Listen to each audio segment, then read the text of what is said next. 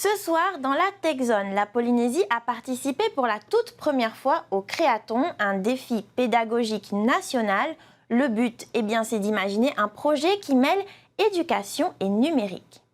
Ça a duré 24 heures, donc il y a eu différents jalons de posés d'un point de vue temporel. L'équipe qui est présente aujourd'hui est arrivée à 22 heures, donc a commencé le concours à 22 heures et a eu tout un tas de rendus à faire, à émettre pour 22 heures le lendemain. Ils ont découvert la problématique, ils se sont emparés, ont pris connaissance de documents pédagogiques, techniques, et puis ont essayé de faire coller ces documents pédagogiques et techniques au projet qu'ils avaient en tête.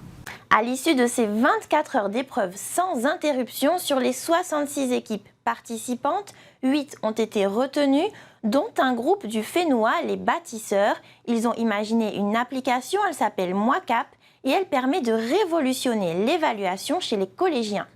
L'élève y aura accès sur son smartphone ou sur sa tablette et il pourra en fait, à partir des cours qu'il aura reçus dans un établissement, dans son établissement, se positionner et faire des évaluations et s'auto-évaluer avec des devoirs, des activités rattachées aux compétences sur cette application. Il y a un gros côté ludique. On a essayé de faire un système de récompense. Un élève qui développe des compétences, par exemple en espagnol, qui a atteint un certain niveau, il pourra accéder à des villes d'Espagne, d'Amérique latine, de façon virtuelle, sans avoir à se déplacer, parce que c'est compliqué au milieu de l'océan de partir et de faire des voyages pédagogiques. Selon un rapport de 2017 réalisé par la DGEN, 56% des 11-14 ans possèdent un téléphone portable.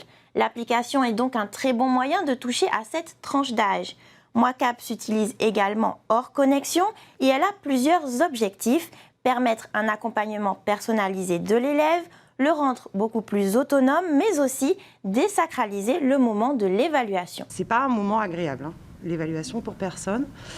Et du coup, on s'est posé la question de savoir comment rendre ce moment un peu plus agréable et le faire redescendre à juste ce qu'il est, c'est-à-dire je sais, ça je le sais, ça je ne connais pas, ça je ne comprends pas. Il pourra mesurer ses progrès beaucoup plus facilement et pas juste avec une note ou une couleur, où il n'y a pas je rends ma copie à la fin de l'heure parce qu'on m'a dit non, l'élève le fera à son rythme et donc nous on fera aussi au rythme de l'élève, quoi.